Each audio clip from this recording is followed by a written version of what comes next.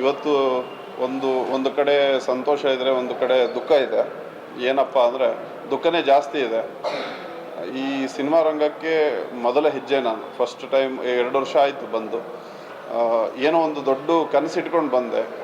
ಇವಾಗ ಆಗ್ತಿರೋದು ನೋಡಿದರೆ ಒಂದು ಒಳ್ಳೆ ಸಿನಿಮಾ ಕೊಟ್ಟರೆ ಸಿನಿಮಾ ಚೆನ್ನಾಗಿ ಹೋಗುತ್ತೆ, ಜನಗಳು ಬರ್ತಾರೆ ಅಂತ ಎಲ್ಲ ಟಾಕ್ ಇದೆ ಹೊರಗಡೆ.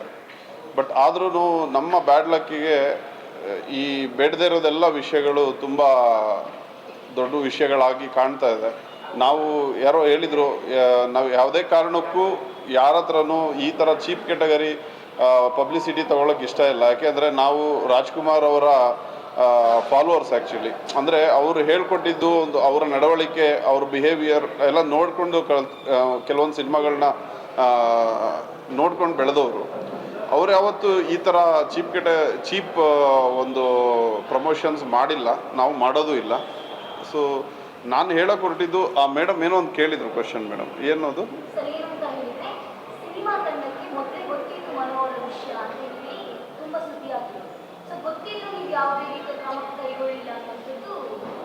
ನನಗೆ ಗೊತ್ತಾಗಿಲ್ಲ ಅಂತಲ್ಲ, ಗೊತ್ತಾಗಿದ್ದು 20 ಡೇಸ್ ಬ್ಯಾಕು ಒಂದು 10ವರೆಗೆ, ರಾತ್ರಿ 10ವರೆಗೆ ಒಂದು ಲೇಡಿ ಫೋನ್ ಮಾಡ್ತಾರೆ. ಯಾರು ಕಾಮಿಡಿ ಕಿಲಾಡಿಗಳಲ್ಲಿ ಅವರು ನಯನ ಅಂತ ಇದ್ದಾರಲ್ಲ, ಅವರು ಫೋನ್ ಮಾಡ್ತಾರೆ. ಅವರು ನಮ್ಮ ಸಿನಿಮಾದಲ್ಲಿ ವರ್ಕ್ ಮಾಡಿದ್ದಾರೆ ಅವರು.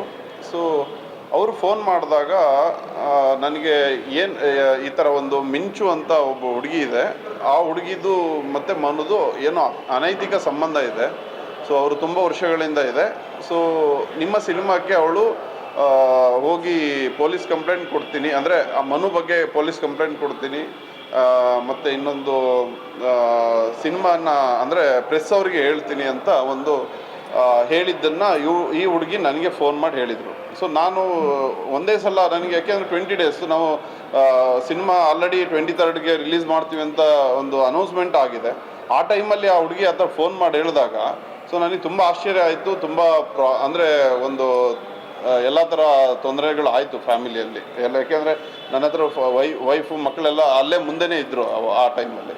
ಸೊ ನಾವು ಅವಾಗ ಫೋನ್ ಕಟ್ ಮಾಡಿ ಅವ್ರು ಏನು ಹೇಳಿದ್ದು, ಆ ಹುಡುಗಿ ಜೊತೆ ಅಂದರೆ ಮಿಂಚು ಜೊತೆ ನಾನು ಮಾತಾಡಬೇಕು ಅಂತ ಅವಳು ಫೋನ್ ಮಾಡಿದ್ದು.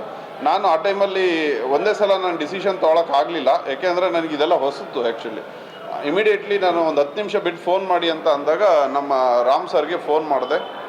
ರಾಮ್ ಸರ್ ಫೋನ್ ಮಾಡಿ ಎಲ್ಲ ವಿಷಯ ಹೇಳಿದೆ. ನಾನು ಮನುಗೂ ಫೋನ್ ಮಾಡಿದೆ, ಮನುಗೂ ಬೈದಿದ್ದೀನಿ ನಾನು ಅವತ್ತು.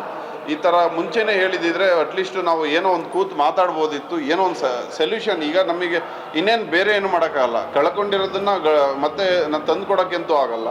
ಆ್ಯಸ್ ಎ ಒಬ್ಬ ನಿರ್ಮಾಪಕನಾಗಿ ಕೂತು ಮಾತಾಡ್ಬೋದಾ ಅಂತ ಯಾರು ನಮ್ಮ ಡೈರೆಕ್ಟ್ರು, ನಾನು, ಮನು ಎಲ್ಲ ಮಾತಾಡಿದಾಗ ಅವನು ಏನೂ ಇಲ್ಲ ಸರ್, ತುಂಬ ಇಗ್ನೋರ್ ಮಾಡಿಬಿಟ್ಟ. ಅಷ್ಟು ಸಿಂಪಲಾಗಿ ನಾವು ಏನೋ ಇಲ್ವೇನೋ, ಹುಡುಗಿ ಏನೋ ಸುಮ್ಮನೆ ಆಟ ಆಡ್ಸೋಕೆ ಮಾಡ್ತಾರೇನೋ ಅಂತ ಅಂದ್ಕೊಂಡ್ವಿ. ಇಷ್ಟು ಸೀರಿಯಸ್ ಆಗುತ್ತೆ ಅಂತ ಗೊತ್ತಿರಲಿಲ್ಲ.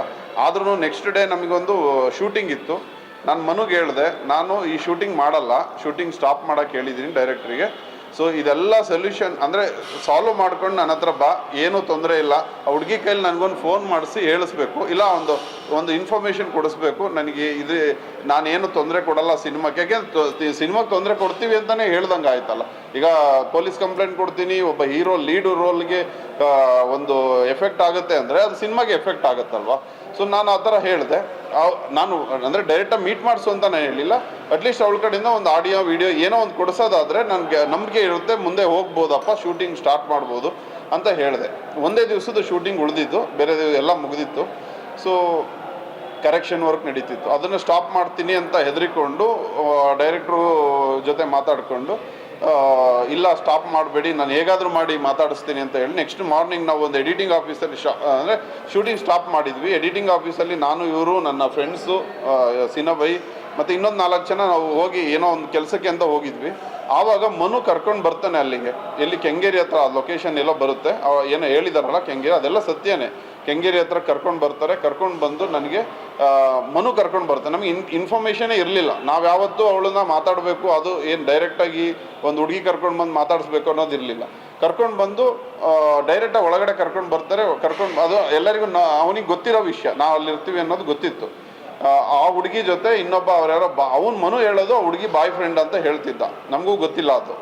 ಬಾಯ್ ಫ್ರೆಂಡ್ ಯಾರೋ ಅಲೋಕ್ ಅಂತ ಹೇಳ್ತಾ ಇದ್ದ, ಅವರು ಮತ್ತೆ ಮಿಂಚು ಇಬ್ರು ಬಂದರು ವಿತ್ ಮನು ಜೊತೆ. ಅವ್ರ ಗಾಡಿಯಲ್ಲಿ ಬರ್ತಾರೆ 12 ಗಂಟೆ ಹೊತ್ತಿಗೆ.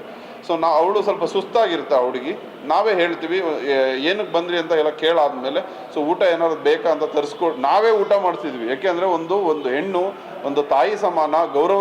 ಏಕೆಂದರೆ ನಾವೆಲ್ಲ 4 ಜನ ಗಂಡಸರೇ ಇರೋದ್ರಿಂದ, ಸೊ ಏನೋ ಇಲ್ಲಿ ಸರಿಯಾಗಲ್ಲ ಅನ್ನೋ ಕಾರಣಕ್ಕೆ ಇನ್ಫಾರ್ಮೇಷನ್ ಇಲ್ಲದೆ ಇರೋದಕ್ಕೆ ನಾವು ನನ್ನ ಫ್ರೆಂಡ್ಸ್, ನನ್ನ ಡೈರೆಕ್ಟರ್ ಫ್ರೆಂಡ್ ಅವರು ಆ್ಯಕ್ಚುಲಿ ಶಾರದಾ ಮೇಡಮ್ ಅಂತ, ಅವ್ರ ವಕೀಲರು, ಅವ್ರನ್ನ ಕರೆಸ್ಕೊಳ್ತೀವಿ. ಯಾಕೆಂದರೆ ಒಂದು ಲೇಡಿ ಇದ್ದಾಗ 10 ಜನ ಗಂಡಸಿದ್ದಾಗ ಅದು ಮೆಸೇಜ್ ಬೇರೆ ಹೋಗುತ್ತೆ ಅನ್ನೋದಕ್ಕೆ ನಾವು ಇಮಿಡಿಯೇಟ್ಲಿ ಕರೆಸ್ಬಿಟ್ಟು ಬುದ್ಧಿ ಹೇಳ್ತೀವಿ.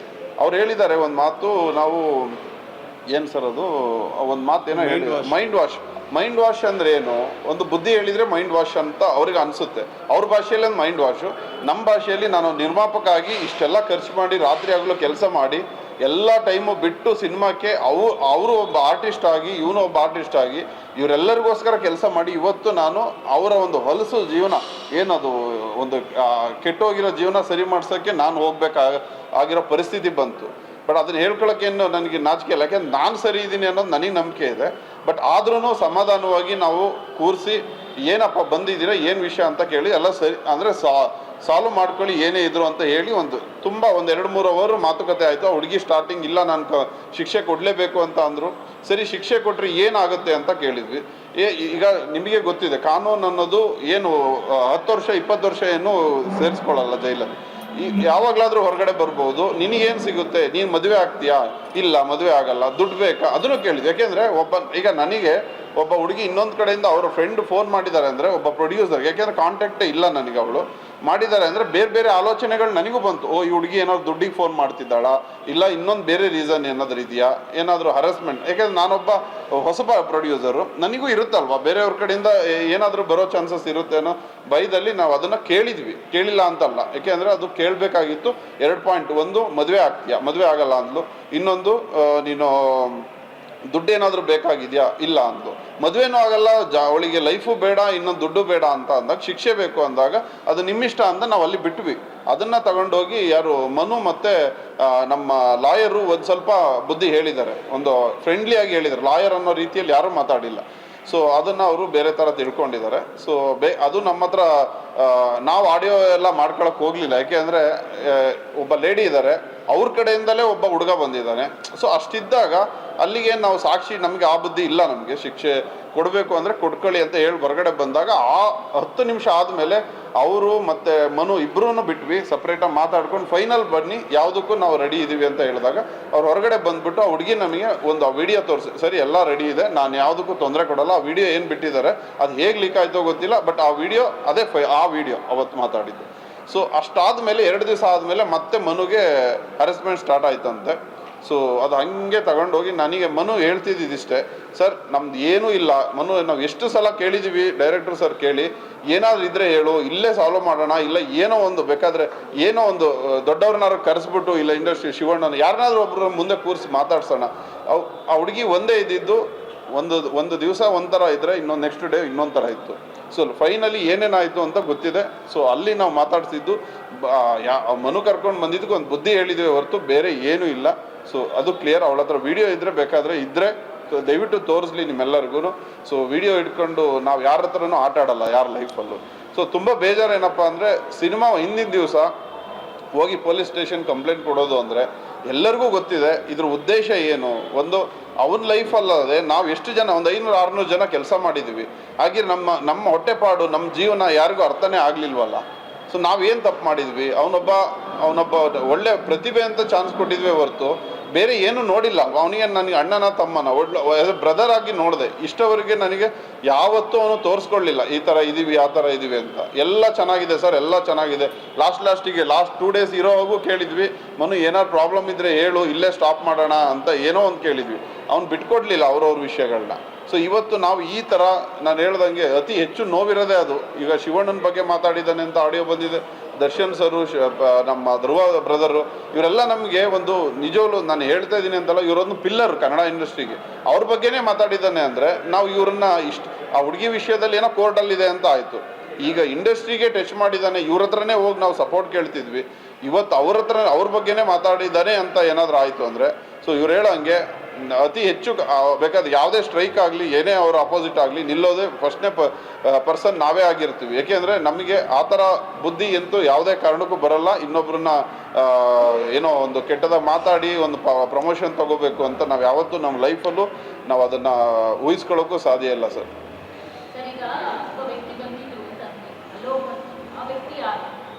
ಮೇಡಮ್ ಮನು ಹೇಳಿದ್ದು ನಮಗೆ ಇದೆಲ್ಲ ಮೀಟಿಂಗ್ ಆದಮೇಲೆ ಹೇಳಿದ್ದು, ಆ ಹುಡುಗ ತುಂಬ ವರ್ಷಗಳಿಂದ ಒಂದೇ ರೂಮಲ್ಲಿ ಒಂದೇ ಟೈಮಲ್ಲಿ ಇದ್ದಾನೆ ಅಂತ ಹೇಳಿದ್ದು. ಅದು ಎಷ್ಟು ಸತ್ಯ ಅಂತ ನನಗಂತೂ ಗೊತ್ತಿಲ್ಲ. ಅದೇನಾದ್ರು ಚೆಕ್ ಮಾಡಬೇಕು ಅಂದರೆ ಫೋನ್ ಮೊಬೈಲ್ ಇದ್ದೇ ಇರುತ್ತೆ, ನೆಟ್ವರ್ಕ್ ಇರುತ್ತೆ. ಅವ್ರ ರೂಮಲ್ಲಿ ಇದ್ದಾನ ಎಲ್ಲಿದ್ದಾನೆ ಇದೆಲ್ಲ ಅವ್ನು ಲವರ್ ಅಂತಲೇ ಹೇಳಿದ್ದಾನೆ, ಅವ್ನು ಬಾಯ್ ಫ್ರೆಂಡ್ ಅಂತಲೇ ಹೇಳಿದ. ಒಂದು ಆಡಿಯೋನು ಬಂದಿದೆ ನೋಡಿ, ಅದರಲ್ಲೂ ಆ ಹುಡುಗಿ ಬಾಯ್ ಫ್ರೆಂಡ್ ಅಂತಲೇ ಹೇಳಿದ್ದಾರೆ. ಬಟ್ ಈ ವಿಷಯ ಜಾಸ್ತಿ ತಗೊಳ್ಳೋದು ಬೇಡ ಮೇಡಮ್. ಯಾಕೆಂದರೆ ನಮಗೆ ಈಗ ಆಲ್ರೆಡಿ ಮುಗಿದೋಗ್ಬಿಟ್ಟಿದೆ, ಎಲ್ಲ ಗೊತ್ತಾಗಿದೆ. ಆಲ್ರೆಡಿ ಅದಕ್ಕೆ ಫುಲ್ ಸ್ಟಾಪು ಇಟ್ಟಿದ್ದಾರೆ ಅಂತ ಅಂದ್ಕೊಂಡಿದ್ದೀನಿ ತುಂಬ. ಸೊ ಈಗ ಮತ್ತೆ ಪದೇ ಪದೇ ಆ ಹುಡುಗನ ವಿಷಯನೇ ಮಾತಾಡಿದರೆ ಸೊ ನಾವು ಬರೀ ಅದಕ್ಕೇನೆ ಇಲ್ಲಿ ಕೂತಿದ್ದೀವೇನೋ ಅನ್ನೋ ಥರ ಆಗ್ಬಿಡುತ್ತೆ. ಇದು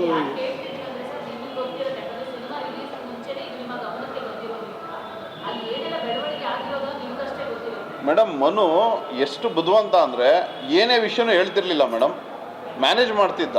ಅಂದರೆ ಈಗ ನನಗೆ ನೋಡಿ ಯೋಚನೆ ಮಾಡಿ, ಅವನೇನಾದರೂ ಈ ಥರದ್ದು ಒಂದೇ ಒಂದು ಮೈನಸ್ ಪಾಯಿಂಟ್ ಇದ್ದಿದ್ರೆ ನಾನು ಸಿನಿಮಾ ಅವನಿಗೆ ಪ್ರೊಡ್ಯೂಸೇ ಮಾಡ್ತಿರ್ಲಿಲ್ಲ, ಅವನ ಮೇಲೆ ಇನ್ವೆಸ್ಟೇ ಮಾಡ್ತಿರ್ಲಿಲ್ಲ. ಒಂದು ಎರಡನೇದು ಹತ್ರ ಬಂದು ಅನೌನ್ಸ್ಮೆಂಟ್ ಆದಮೇಲೂ ಆ ಅಂಡರ್ಸ್ಟ್ಯಾಂಡಿಂಗ್, ಆ ಹುಡುಗಿ ಒಂದು ಮೆಸೇಜ್ ಹಾಕಿದ ಮೇಲೆ ಒಂದು ಹೆಣ್ಣಿನ ಬಗ್ಗೆ ನಂಬಿಕೆ ಬರಲ್ವಾ ಮೇಡಮ್? ಒಂದು ಅಷ್ಟು ನಮ್ಮ ಮುಂದೆನೇ ಹೇಳಿದ್ದಾಳೆ. ಆಡಿಯೋ ಮಾಡಾದ್ಮೇಲೂ ನಮ್ಮ ಮುಂದೆ ಬಂದು ಹೇಳಿದ್ದಾಳೆ, ಏನು ತೊಂದರೆ ಇಲ್ಲ ಸರ್, ನಿಮ್ಮ ಸಿನಿಮಾಗೆ ಏನು ತೊಂದರೆ ಕೊಡಲ್ಲ. ಅವಳು ಹೇಳೋದು ಶನಿವಾರ ಲೇಟೆಸ್ಟ್ ಒಂದು ಏನೋ ಪ್ರಾಬ್ಲಮ್ ಆಯಿತು, ಅದರಿಂದ ಬಿಟ್ಟಿದ್ದೀನಿ. ಅಟ್ಲೀಸ್ಟು ಅವಳಿಗೆ ನಮ್ಮ ಬಗ್ಗೆ ಒಂದು ಒಳ್ಳೆ ನಾನು ಹೇಳಿದ್ದೀನಿ ಇಲ್ಲಿ ಕೇಳಿಬೇಕಾದ್ರೆ, ನನ್ನ ಅಕ್ಕ ತಂಗಿ ಅನ್ನೋ ಥರ ಆ್ಯಸ್ ಎ ಸಿಸ್ಟರ್ ಹೇಳ್ತಾ ಇದ್ದೀನಿ, ನಿಮ್ಗೆ ಏನೇ ಪ್ರಾಬ್ಲಮ್ ಇದ್ರೂ ನಾನು ನೋಡ್ಕೊಳ್ತೀನಿ, ಅಂದರೆ ಸಪೋರ್ಟ್ ಮಾಡ್ತೀನಿ ಅಂತಲೂ ಹೇಳಿದೆ, ಏನಾದರೂ ನಿಮಗೆ ಬೇಕು ಅಂತ ಅಂದರೆ. ಬಟ್ ಆ ಒಂದು ಬ್ರದರ್ ಅನ್ನೋ ಒಂದು ಇದಕ್ಕಾದ್ರೂ ನಮಗೊಂದು ಫೋನ್ ಮಾಡಿ, ನನ್ನ ನಂಬರ್ ಇದೆ, ನಯನ ಹತ್ರ ಇದೆ, ಅವ್ರ ಫ್ಯಾಮಿಲಿ ಎಲ್ಲ, ಅವರ ಒಂದು ಸರೌಂಡಿಂಗ್ ಎಲ್ಲ ಫ್ರೆಂಡ್ಸ್ಗಳ ಹತ್ರ ಇದೆ, ಒಂದು ಫೋನ್ ಮಾಡಿದಿದ್ರು ಹೆಂಗೋ ನಮ್ಮ ಜೀವ ಉಳ್ಕೊಳ್ಳೋದಲ್ಲ ಮೇಡಮ್. ಜೀವನ ಇದು ನಮ್ಮ ಜೀವನ ಎಂಟೈರ್ ನಮ್ಮ ಲೈಫ್ನೇ ಹಾಳು ಮಾಡ್ದಂಗೆ ಆಯ್ತಲ್ಲ ಮೇಡಮ್. ಅದೊಂದು ಆಡಿಯೋ ಕಡೆ ಹೇಳ್ತಾರೆ. ಹಾಂ